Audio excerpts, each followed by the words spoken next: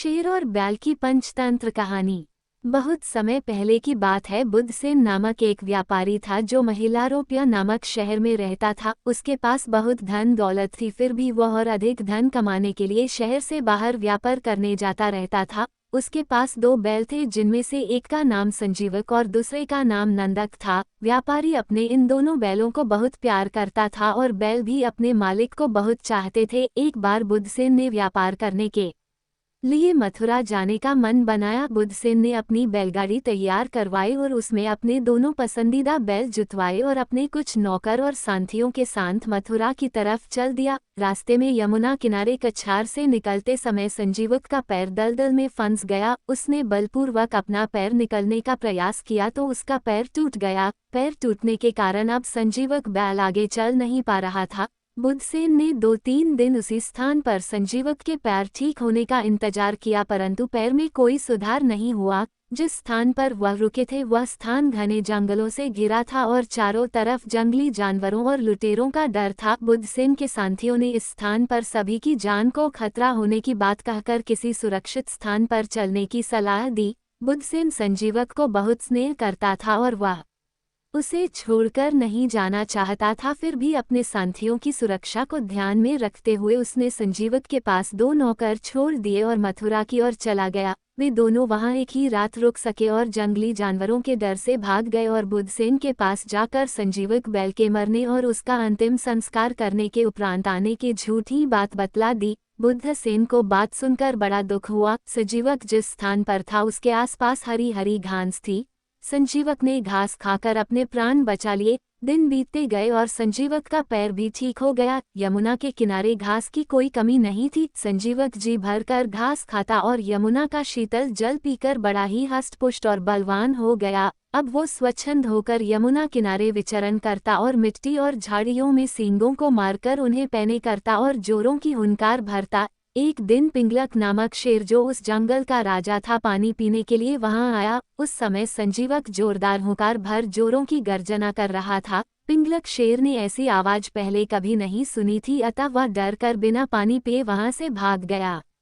ये दृश्य दमनक और करकट नामक 2 गीदड़ देख रहे थे और पिंगलक को इस तरह भयभीत होकर भागते देख दोनों को बहुत आश्चर्य हुआ। ये दोनों गीदड़ पिंगलक शेर के मंत्री थे और उसके आसपास मंडराते रहते थे। सिंह जब भी शिकार करता तो थोड़ा बहुत जो भी बच जाता उसे खाकर अपना पेट भर लेते थे। दमनक ने करकट से कहा, पिंगलक हमारा राजा है और जंगल के सारे जानवर उससे भय खाते हैं। वह बिना पानी पिए ही भाग गया और बहुत डरा हुआ दिखलाई दे रहा है। इसका क्या कारण हो सकता है? करकट ने कहा, हाँ सो तो है, पर वह जंगल का राजा है और वह क्या करे और क्या ना करे उसकी मर्जी, इससे हमें क्या। दमनक बोला, जो भी हो, पर इस बात का पता तो लगाना ही पड़ेगा। दोनों हिम्मत करके शेर के पास जाते हैं और दमनक पूछता है, महाराज, आज आप यमुना किनारे गए और प्यासे होने के बाद भी बिना पानी पिए वापस आ गए। ऐसा पहली बार देखा है। कृपया हमें इसका कारण बतलाएं। हम दोनों आपकी इस दुविधा को दूर करने का प्रयास करेंगे। पिंगलक ने बड़े ही संकोच से दोनों को सारी बात बतला दी। दमनक बोला, महाराज, आप इस जंगल के राजा हैं और वह प्राणी जो भी हैं, हम उसे आपके सामने लेकर ही आएंगे। दमनक और करकट दोनों गीदड़ उसी स्थान पर जाकर छुप जाते हैं जिधर संजीव बैल रहता था। दोनों को कुछ देर बाद बड़ा ही हष्टपुष्ट बैल दिखलाई देता है जो जोरों की गर्जना कर रहा था। दोनों को समझते देर नहीं लगी कि यह प्राणी वही है जिससे डरकर शेर भाग गया था। दोनों डरते हुए उस बैल के पास जाते हैं।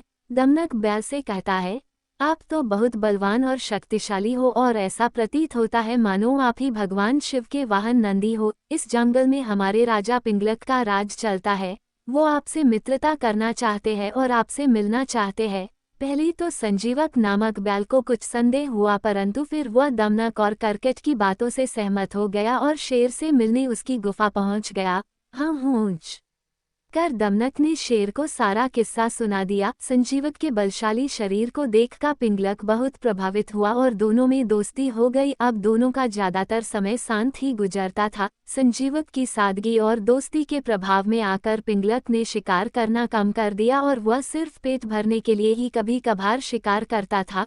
पिंगलक शेर के शिकार ना करने से करकट और दमनक को भोजन नहीं मिल पा रहा था और अब उन्हें अक्सर भूखा ही रहना पड़ता था। अब वो दोनों बहुत परेशान रहने लगे और मन ही मन अपनी इस हालत के लिए संजीवक बैल को दोषी मानने लगे। अब वो किसी भी हालत में शेर और बैल की दोस्ती तुड़वाना चाहते थे, लेकिन उन्हें समझ नहीं आ रहा था कि क्या किया जाए। दमनक करकट से बोला, शक्तिशाली वही है जिसके पास बुद्धि है, अब हमें अपनी बुद्धि से दोनों में फूट डालनी पड़ेगी। हम दोनों में मित्रभेद नीति से फूट डालेंगे। करकट भी दमनक की बात से सहमत हो गया और दोनों मिलकर पिंगलक के पास जा पहुंचे और दमनक शेर से बोला, महाराज, जो बात हम आपको बतलाना चाह रहे हैं उसे सुनकर आपको बहुत दुख होगा, परंतु आपकी और आपके राज्य की सुरक्षा के लिए आपको ये बात बतलाना जरूरी है। अगर आप अभय दान दे तो कहूँ। पिंगलक बोला, दमनक तुम जो कहना कहते हो निडर होकर कहो, मैं तुम्हें अभयदान देता हूँ। दमनक बोला, महाराज, संजीवक को अपनी ताकत पर बहुत घमंड है और वो अपनी ताकत के बल पर आपको मारकर आपके राज्य को हड़पना चाहता है। मुझसे कह रहा था इस काम में मेरी मदद करोगे तो तुम्हें राज्य का मंत्री बना दूंगा, पर मैं तो आपका वफादार हूँ, इसीलिए आपको सारी बात बतला रहा हूँ। दमनक की बात सुनकर पिंगलक को बहुत दुख हुआ और गुस्सा भी आया और दमनक से बोला, नहीं, संजीवक मेरा बहुत अच्छा मित्र है, वह ऐसा क्यों करेगा। दमनक बोला, महाराज, राज्य का लोभ भाई को भाई का दुश्मन बना देता है तो संजीवक क्या चीज है। शेर और बैल में मित्रता होना स्वाभाविक भी नहीं है, आप मांसाहारी है और वह शाकाहारी जीव है। दमनक की चतुराई भरी बातें सुनकर पिंगलक को भी दमनक की बातें सही लगने लगी। इस प्रकार उसने शेर के दिमाग में बैल के विरुद्ध जहर घोल दिया। अब अपने कार्य को आगे बढ़ाते हुए संजीवक बैल के मन में शेर के विरुद्ध भावना भड़काने के लिए दोनों संजीवक बैल के पास पहुंच जाते हैं। मनक संजीवक से कहता है, मित्र, पिंगलक तुम्हारा दोस्त नहीं अपितु दुश्मन है। वह जंगल के जानवरों से कह रहा था कि वह तुम्हें मारकर तुम्हारा गोश्त जंगल के जानवरों को खिलवा देगा। मनक की बात पर संजीवक को विश्वास नहीं हुआ। संजीवक बोला, पिंगलक ने मुझे बुलाकर मुझसे दोस्ती की थी और वह हमेशा मेरे साथ रहता है, मुझसे हर बात साझा करता है, भला वह ऐसा क्यों करेगा। दमनक बोला, तुम पिंगलक से ज्यादा बलशाली हो और तुम्हारी ताकत से पिंगलक जलता है। वह एक कमजोर शासक है और तुम्हें मारकर जंगल के जानवरों में अपनी धाक जमाना चाहता है। सब प्रकार दमनक ने दोनों मित्रों के मन में भेद उत्पन्न कर दिया और दोनों के मन में एक दूसरे के प्रति अविश्वास की भावनाएं जाग गईं।